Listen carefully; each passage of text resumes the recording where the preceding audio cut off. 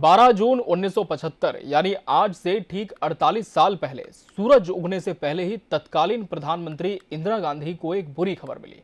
जब दिन चढ़ा तो प्रधानमंत्री आवास पर हलचल रोजाना से अलग थी। इंदिरा के सबसे वरिष्ठ सचिव कृष्ण अय्यर शेषन बहुत बेचैन थे। दरअसल वो एक याचिका पर इलाहाबाद हाईकोर्ट के फैसले का इंतजार कर रहे थे। ये याचिका 1971 लोकसभा चुनाव में इंदिरा गांधी के निर्वाचन के खिलाफ दायर की गई थी। याचिकाकर्ता चुनाव में उनके प्रतिद्वंदी और समाजवादी नेता राज नारायण थे, जबकि फैसला सुनाने वाले न्यायाधीश जस्टिस जग मोहन लाल सिन्हा थे। जस्टिस सिन्हा को फैसला टालने के लिए प्रलोभन से लेकर धमकियां तक मिली। उन्हें सुप्रीम कोर्ट के जज का पद तक ऑफर किया गया, लेकिन साम दाम दंड भेद सब नाकाम रहे। उनके सामने 258 पन्ने का फैसला रखा था, जिसे उन्होंने तमाम रुकावटें पार करते हुए लिखा था। कुछ ही मिनटों में खबर दिल्ली के प्रधानमंत्री आवास पहुंच चुकी थी। एन.के. शेषन लपक कर इंदिरा के कमरे के पास पहुंचे। कमरे के बाहर उनके बेटे राजीव गांधी खड़े थे, जिन्हें शेषन ने कागज का एक टुकड़ा थमा दिया। उस पर लिखा था, मिसेस गांधी अनसीटेड। इंदिरा को उनके पॉलिटिकल करियर की सबसे बुरी खबर बेटे राजीव ने सुनाई। हमारे साथ टीवी 24 से आउटपुट हेड कृष्ण कुमार सिकंदर जी भी स्टूडियो में मौजूद है। सिकंदर जी, आपका बहुत बहुत स्वागत एक बार फिर खबरों की खबर में। आज का दिन देखा जाए तो कई मायनों में खास है सिकंदर जी, और इंदिरा गांधी के संस्मरण को अगर हम देखें तो ये घटना एक बहुत बड़ा पॉलिटिकल डेवलपमेंट भी लेकर के आई। किस तरह से हम इस घटना को विस्तार से और समझ सकते हैं? भारत के राजनीतिक इतिहास में ये घटना बड़े ही रोमांचकारी थी और एक बड़ा परिवर्तन लाने वाली थी। एक जज के फैसले से भारतीय राजनीति की दिशा और दशा दोनों बदल गई। इस फैसले के कारण इसके ठीक 13 दिन बाद श्रीमती इंदिरा गांधी को देश में इमरजेंसी लगानी पड़ी थी। आज चर्चा होती है सांसद नहीं रहे निलंबित सांसद राहुल गांधी की, तो उनको भी सज़ा हुई थी। इंदिरा गांधी को भी 6 साल की सज़ा हुई थी और इसी कारण से वो सांसद नहीं रही थी प्रधानमंत्री रहते हुए। हालांकि उनके पास लोकसभा सुप्रीम कोर्ट में जाने का विकल्प था। 6 महीने वो ऐसे भी प्रधानमंत्री रह सकती थी, एक इस्तीफ़ा देकर फिर से लेकर। लेकिन जो परिस्थितियां पैदा हो गई थी, ये 1971 की बात है, जब कांग्रेस 2 भागों में बट गई थी और नेहरू के सबसे विश्वस्त जो सलाहकार थे, जो साथी थे, वो भी इंदिरा गांधी से अलग हो गए थे और देश में आम चुनाव हुआ। उस आम चुनाव में राज नारायण संयुक्त सोशलिस्ट पार्टी के नेता राज नारायण उनके खिलाफ चुनाव के मैदान में थे और राज नारायण चुनाव के दरमियान इतने आश्वस्त थे जीत के प्रति कि वो रिजल्ट आने से पहले ही, उस दौर में रिजल्ट भी कई कई दिनों बाद आया करते, चूँकि मत पत्रों से गिनती होती थी, कई दिन लगते थे आने में। राज नारायण इतने आश्वस्त थे जीत के प्रति कि उन्होंने विजय जुलूस तक निकाल डाला। अब ये ठीक वैसे ही है जैसे जो विद्यार्थी होता है और उसे पता होता है कि उसने अच्छा प्रश्न पत्र हल किया है, तो वह आश्वस्त होता है कि उसे कोई डिग्री से रोक नहीं सकता, वो पास सुनिश्चित होगा। तो राज नारायण की स्थिति उस समय वैसी ही थी। लेकिन जब चुनाव का परिणाम आया तो 1 लाख वोटों से राज नारायण हार गए। ये बात राज नारायण को पची नहीं और वो समझ गए कि कहीं ना कहीं कोई गड़बड़ी हुई है। इस मामले को लेकर वो इलाहाबाद उच्च न्यायालय गए। वहाँ मामले की सुनवाई शुरू हुई। जस्टिस सिन्हा इस मामले की सुनवाई कर रहे थे और जैसा आप जानते हैं कि सरकार जिसकी रहती है, कोई भी सरकार हो, मैं किसी पार्टी विशेष की बात नहीं कर रहा हूँ, सरकार जिसकी रहती है वो हर कोशिश करता है कि ये मामला दब जाए, उनके विरुद्ध ना जाए। लेकिन ऐसा नहीं हुआ। कोई जज ऐसे भी थे जो शायद बिकना नहीं चाहते थे। कुलदीप नैयर ने उस समय लिखे, पत्रकार ने लिखा था कि किसी न किसी की कोई ना कोई कीमत ज़रूर होती है, लेकिन शायद जस्टिस सिन्हा की कोई कीमत नहीं थी और इसीलिए वो फैसला देने पर अड़े हुए थे। जब ये फैसला सुनाना था, उसके पहले जज का पूरा परिवार बिल्कुल गायब हो गया। कहाँ है, कोई सूचना नहीं थी। जज स्वयं भूमिगत हो गए और 256 पृष्ठ का वो इतिहासकारी निर्णय लेकर सामने आए। इसके बाद ये मामला टोटल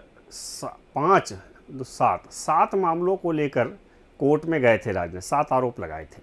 7 आरोपों में से 5 आरोप खारिज हो गए थे, लेकिन 2 आरोप जो है वो सिद्ध हो गए। वो 2 आरोप क्या थे? सबसे पहला जो आरोप था वो था जो इलेक्शन एजेंट यशपाल कपूर का मामला था।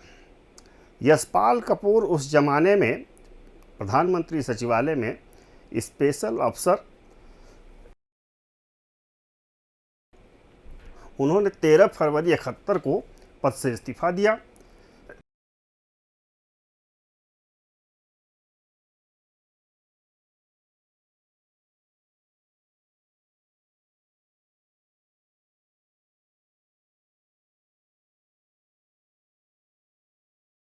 नोटिफिकेशन जारी हो गया। 25 फरवरी को नोटिफिकेशन जारी किया और कपूर 4 फरवरी 71 को इंदिरा गांधी के चुनाव एजेंट बन गए। लेकिन इन सब के बीच उन्होंने चुनाव का प्रचार जो है पहले ही शुरू कर दिया। ये एक बहुत बड़ा आधार बना कि सरकारी पद पर रहते हुए उन्होंने चुनाव प्रचार क्यों किया। ये सरकार के पद के दुरुपयोग का मामला था। दूसरा जो गंभीर मामला था, जिस मामले में ये सजा हुई, वो ये था कि चुनाव प्रचार के लिए सरकारी मशीनरी का दुरुपयोग। तो ये 2 कारणों से इस मामले में फैसला इंदिरा गांधी के विपक्ष में नहीं आया और ये माना गया कि चुनाव अनफेयर, बिल्कुल पक्षपातपूर्ण और सरकारी मशीनरी के दुरुपयोग का है। तो इसके कारण जो है ये 48 साल पहले जो ये जो ऐतिहासिक घटना हुई, इसने पूरी दिशा और दशा बदल दी। देश में इमरजेंसी लगा दी गई, सारे विपक्ष के नेता जेल में डाल दिए गए और उसके बाद 1977 में जब इमरजेंसी उसके पहले हटाई गई और 1977 में जब आम चुनाव हुए तो देश के अंदर पहली गैर कांग्रेसी सरकार बनी। ये ऐतिहासिक बात है। इसके पहले कांग्रेस ही सरकार बनाती थी, लेकिन 77 का वो पहला मौका था जब देश के अंदर मोरारजी देसाई के नेतृत्व में पहली गैर कांग्रेसी सरकार बनी। तो ये निश्चित रूप से ये फैसला निर्णायक रहा और भारतीय उसके बाद से सरकारें बदलती रही और कांग्रेस को फिर संभलने का मौका बहुत लंबे समय तक नहीं मिला। बीच बीच में सरकारें रहीं, 10 साल के लिए, 8 साल के लिए मनमोहन सिंह की सरकार थी, बीच में इनकी सरकार थी। तो कई कांग्रेसी नेता हुए और जिनकी सरकार हुई। इंदिरा गांधी भी रहीं, उसके बाद राजीव गांधी भी प्रधानमंत्री रहे, नरसिंहा राव रहे। लेकिन अस्थायित्व का जो दौर था, जो प्रचंड बहुमत की बात होती थी कि सरकार में कोई और दूसरा नहीं आ सकता था, वो बात धीरे धीरे खत्म हो गई और विपक्ष मजबूत होता चला गया। जी बिल्कुल। तो फिर इसके बाद एक बड़ा पॉलिटिकल डेवलपमेंट भी यहाँ पर देखने को मिला। तो खबरों की खबर में आज हमने इस दिन से संबंधित एक बड़ी घटना की बात की। बढ़ते हैं आगे खबरों की खबर में और बात करेंगे आज की हमारी दूसरी खबर की। ये खबर है मध्य प्रदेश से, जहां दमोह में गंगा जमुना स्कूल में धर्मांतरण के बाद अब टेरर फंडिंग और पीएफआई से कनेक्शन की बातें भी सामने आ रही हैं। सूत्र बता रहे हैं कि गंगा जमुना के स्कूल के लिंक पीएफआई और एसडीपीआई से मिले हैं। एसडीपीआई गंगा जमुना संस्था को सपोर्ट करता था और कुछ दिन पहले ही एसडीपीआई एजेंसियों की रडार पर आया था, क्योंकि इसकी बैठक में संचालक समेत कई टीचर शामिल हुए थे। पीएफआई का पॉलिटिकल विंग एसडीपीआई है। गंगा जमुना स्कूल मामले में कलेक्टर और डीओ की भूमिका को लेकर भी सवाल खड़े हो रहे हैं। कलेक्टर पर तथ्यों को छिपाकर स्कूल को बचाने का काम करने का आरोप है, तो डीओ पर लापरवाही का। डीओ को निलंबित कर लापरवाही मामले में जांच जारी है। स्कूल संचालक पर देश विरोधी गतिविधियों में शामिल लोगों के साथ काम करने के तथ्य सामने आए हैं। महत्वपूर्ण बात यह है कि जिन स्कूलों ने मान्यता ली थी, उन पर निगरानी रखने का काम डीपीसी, बीईओ और बीआरसी पर है। सभी ने ड्यूटी पूरी तरह से नहीं निभाई। सभी लोग मानव मान्यता के नियमों के विरुद्ध काम कर रहे थे, लिहाजा स्कूल की मान्यता को निलंबित कर दिया है। बाल आयोग की रिपोर्ट में गंभीर तथ्य सामने आए हैं, जो केवल शिक्षा और विद्यार्थियों तक सीमित नहीं है। समाज में विद्वेष फैलाने का काम, धर्मांतरण का काम दिख रहा है। सिकंदर जी, अब तो इस स्कूल की जो प्रिंसिपल है, कुछ स्टाफ है, उनकी भी गिरफ्तारी हो चुकी है, साथ ही कुछ और लोगों की जांच जारी है, तलाश भी जारी है। लेकिन अब टेरर फंडिंग, यानी कि जो सोचा गया था, ये तो उससे भी बड़ा मामला मालूम हो रहा है। क्या धर्मांतरण के साथ टेरर फंडिंग के भी लिंक अब जब खंगाले जा रहे हैं, तो कुछ और बड़ा पर्दाफाश भी पुलिस आने वाले समय में इसका कर सकती है? अभी मध्य प्रदेश के शिक्षा मंत्री ने ये संकेत दिए हैं जी। जिसके आधार पर ये बात सामने आई है कि इसमें टेरर फंडिंग भी है, इसमें पीएफआई से इनडायरेक्टली, चूँकि एसडीपीआई जो उनकी राजनीतिक विंग है वो मुख्य रूप से स्कूल में सक्रिय थी और पीएफआई उसको सपोर्ट करता है, जो तो इसलिए ये बात सामने आई है। अभी जांच इसमें चल रही है, लेकिन ये गंभीर विषय है। विद्यालय जो है वो शिक्षा का केंद्र होता है और शिक्षा के केंद्र में अगर धर्मांतरण की बात आती है, अगर आतंकी गतिविधि की बात आती है, नाम था गंगा जमुना, उसको बड़े टेक्निकल रूप से गंगा यमुना की जगह गंगा जमुना रखा गया और भ्रमित करने का काम किया गया। इसमें काम करने वाले शिक्षक वो भी जो है हिंदू थे, लेकिन बाद में उन्हें कन्वर्ट हो गए। उनके कई ऐसे शिक्षक थे जिनके नाम बाद में मुस्लिम पाए गए, जो उनके रजिस्टर्ड में हुए। बच्चों को जबरन कुरान पढ़ाना, बच्चों को जबरन इस्लाम के बारे में जानकारी देना, राष्ट्रगीत का गायन बंद, प्रार्थना कुरान और उसकी आयतों से होना, ये धीरे धीरे अंदर खाते चल रहा था। ये मामला शायद पता नहीं चलता, लेकिन जब ये बात फूट कर सामने आई और घटना सामने आने लगी, तब जो है ये बात जो है लोगों के सामने आई और सरकार उस पर सख्त हो गई। जब अंदर जाकर छानबीन की गई इसकी, चूँकि बाल आयोग की जो रिपोर्ट थी, कुछ बच्चों ने अपने अभिभावकों से इसकी, चूँकि लंबे समय से चल रहा था, बाकी बच्चों तो उसमें धीरे धीरे घुल मिल गए थे, वो भी जो है कुरान पढ़ने लगे थे। लेकिन जब हर सेशन में तो आपको तो एडमिशन तो लेना ही पड़ेगा। जब एडमिशन लिया तो उस समय तो बताया नहीं जाता था कि यहाँ बच्चों का इस्लामीकरण किया जा रहा है। तो उनमें से कुछ बच्चों ने अपने माता पिता से इसकी शिकायत की और शिकायत के आधार पर जब स्कूल प्रबंधन से माता पिता ने बात की तो उनका व्यवहार ठीक नहीं था। जब वो अंदर गए तो वहाँ सब कुछ माहौल ही कुछ और था। इसके बाद जो है जब शिकायत हुई तब बाल आयोग ने जो है इसकी जांच की। जांच में परत दर परत खुलने लगी। अब अभी तक तो ये पता लग रहा था कि केवल धर्मांतरण कराया जाता था, लेकिन अब पता लगा कि इसके पूरे के पूरे खेल में कहीं ना कहीं से पीएफआई जो एक आतंकी संगठन है, प्रतिबंधित संगठन है, उसका समर्थन प्राप्त है। कि एसडीपीआई जो है उसका राजनीतिक विंग है। अब उसके शिक्षक, उसके प्रिंसिपल, संचालक, ये सब उसकी मीटिंग में शामिल होते थे। तो इस बात से संकेत मिलने लगे हैं कि कहीं ना कहीं आतंकी फंडिंग के लिए इस स्कूल का इस्तेमाल किया जाता था और पीएफआई को इनडायरेक्टली सपोर्ट किया जाता था। ये बात बहुत गंभीर बात है।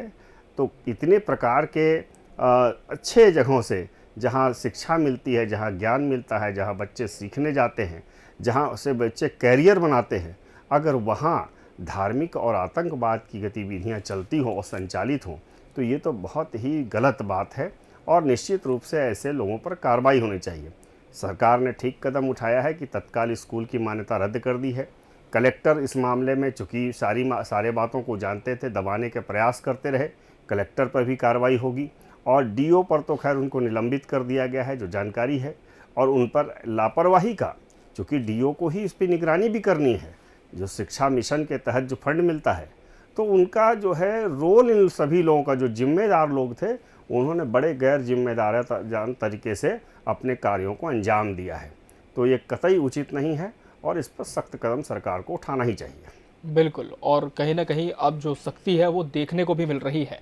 बढ़ते आगे और बात करेंगे अंतिम खबर की। कवर्धा से खबर है छत्तीसगढ़ के, जहां चंद्रनाहु कुर्मी समाज के वार्षिक अधिवेशन के पहले दिन मुख्यमंत्री भूपेश बघेल पहुंचे तो समापन के दिन पूर्व मुख्यमंत्री डॉक्टर रमन सिंह और प्रदेश भाजपा अध्यक्ष अरुण साव पहुंचे।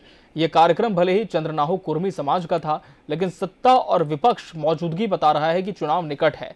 उद्घाटन कार्यक्रम मुख्यमंत्री ने अपनी सरकार की उपलब्धियों का बखान किया तो पूर्व मुख्यमंत्री ने चुनाव के लिए कमर कस लेने की बात कही। वहीं मुख्यमंत्री के विकास के दावे पर पलटवार किया। पूर्व मुख्यमंत्री डॉक्टर रमन सिंह ने फिल्मी अंदाज में कहा कि कुर्सी की पेटी बांध लीजिए, मौसम बदलने वाला है। ये सामाजिक कार्यक्रम है, यहाँ राजनीति नहीं करनी, जिन्हें करनी है वो करें। राजनीतिक मंच पर हिसाब लिया जाएगा कि कितना नरवा, कितना बारी, 113 करोड़ के खर्च का हिसाब लिया जाएगा। मैं यहाँ पार्षद से विधायक बना, फिर सांसद और 15 साल मुख्यमंत्री रहा और मुख्यमंत्री जब तब धूल मिट्टी वाली सड़क थी, 15 साल में सड़कों का जाल बिछाया, किसानों को ध्यान में रखते हुए शक्कर कारखाना स्थापित किया और सभी समाजों को साथ लेकर चले। कांग्रेस के 75 पार के स्लोगन पर भी उन्होंने अपनी बात रखी। क्या कुछ कहा दोनों ने, आपको सुनाते हैं। ईडी ने प्रमाण कर दिया 2000 करोड़ के शराब में घोटाला करने वाले। अभी डिपार्टमेंट जांच में फूड डिपार्टमेंट ने कहा कि 600 करोड़ का चावल में घपला हुआ है। शराब में घोटाला, कोयले में घोटाला, रेत में घोटाला, नदियां का नदियां बेच दिया। ये सारी बात ईडी ने प्रमाणित करके न्यायालय में चालान प्रस्तुत कर दिया। ये तो कोरे बात करते हैं, नारेबाजी लगाते हैं। ये तो ईडी से प्रमाणित मामला है और ये सारे मामले में जो कोर्ट में जाएगा सब पे कार्रवाई होगी, कोई बच नहीं पाएगा। एक चीज़ है, चावल में हम लोग जांच कराने गए ना, तो धर्मलाल कौशिक जो रमन सिंह का बहुत अभिन्न है, वो PIL लगा के वो जांच रुकवाया है, हाई कोर्ट जांच, समझ गए ना। तो जितने भी जांच कराने हम लोग जांच कमेटी गठित करते हैं, उसका वो स्टे लेकर आता है। सिकंदर जी, अब जब चुनाव नजदीक है तब ऐसे में हम देख रहे हैं कि कोई भी सामाजिक कार्यक्रम हो उसमें भी पक्ष विपक्ष अपनी मौजूदगी दर्ज कराते हैं और यहाँ तो मुख्यमंत्री भी पहुंचे, पूर्व मुख्यमंत्री भी पहुंचे। मंच सामाजिक था लेकिन बातें राजनीतिक रहीं। सामाजिक ही क्या, एक समाज विशेष का था जी। और उस मंच पे जो है उसने दोनों ही लोगों को, मुझे लगता है कि जो भी समाज है वो चाहता है कि सत्ता में कोई भी रहे, हमें जो है दोनों का लाभ मिलता रहे। और ये तभी जब दोनों लोग से बुलाए जाते हैं जब मामला बराबर का हो। मुझे लगता है कि सत्ता और विपक्ष दोनों के बीच संतुलन बनाए रखने के लिए ही ये कुर्मी समाज की जो बैठक थी, अधिवेशन था, उसमें बुलाया गया। अब उद्घाटन मुख्यमंत्री भूपेश बघेल से करवाया गया। जब भूपेश जी आए तो उन्होंने अपनी सरकार की सारी उपलब्धि बताई। उन्होंने बताया कि गोठान कैसे चलता है, उन्होंने अपने जो है चावल की योजना के बारे में जानकारी दी, गोधन न्याय योजना के बारे में जानकारी दी, मितान योजना के बारे में जानकारी दी, जितनी भी सरकार की योजनाएं चल रही हैं 8-10 प्रकार की, और उनकी सफलता का बखान किया। और एक तरह से उन्होंने दावा किया कि वो सबसे सफल मुख्यमंत्री हैं और जो 4.5 साल में हुआ वो 15 साल में नहीं हुआ।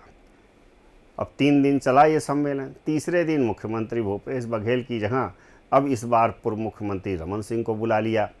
अब जाहिर सी बात है कि जब मंच होगा तो राजनेता बोलेंगे।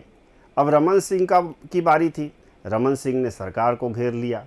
उन्होंने उन्हीं सवालों का जवाब दिया और उन्हीं उनके आरोप लगाए जिस पर भूपेश बघेल ने अपनी उपलब्धि बताई थी। अब ये बार प्रतिबार, और राजनेता हैं तो राजनीति करेंगे ही, मंच उनको मिलना चाहिए, वो मंच मिल गया उनको। देश के अंदर राजनीति से ऊपर भी समाज नीति होती है। इस पर सत्ता और विपक्ष दोनों को चाहिए कि इस बात का ध्यान रखें।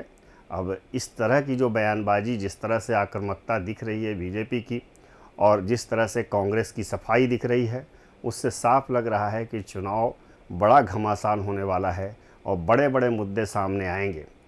इसलिए अब हमें भी इंतज़ार करना चाहिए, क्योंकि पत्रकारों में तो खास करके चुनाव का हम लोग पर्व का इंतज़ार करते हैं कि क्या सरकार लेकर आती है और क्या विपक्ष के पास हथियार है। तो दोनों को अपने अपने हथियार चलाने का मौका है। और सामाजिक जीवन में कम से कम, वैसे मेरा मानना है, जैसा कि रमन सिंह ने शुरुआत में तो कहा कि ये सामाजिक कार्यक्रम है, राजनीति के लिए किसी और मंच का इस्तेमाल करेंगे, लेकिन बात कहने से नहीं चुके, क्योंकि जिस मंच से मुख्यमंत्री ने सवाल अपना उपलब्धियां गिनाई थी तो जाहिर सी बात थी कि बीजेपी भी उसी मंच का इस्तेमाल करती। तो अब मंचों का इस्तेमाल, सम्मेलनों का इस्तेमाल, आंदोलनों का इस्तेमाल होने लगा है राजनीति में। अब छत्तीसगढ़ की राजनीति धीरे धीरे गर्मा रही है। अब हमें देखना है कि ये राजनीति की गर्मी को ये मानसून की जो वर्षा होने वाली है वो कितना शांत कर पाती है। बिल्कुल, और आने वाले समय में मानसून सत्र भी है, देखना होगा कि इसमें किस तरह के आरोप प्रत्यारोपों का दौर देखने को मिलता है। सिकंदर जी, आपका बहुत बहुत धन्यवाद इस कार्यक्रम में हमसे जुड़कर तमाम खबरों का विश्लेषण करने के लिए। इसी के साथ खबरों की खबर में आज के लिए फिलहाल इतना ही। हमें दीजिए इजाजत। नमस्कार।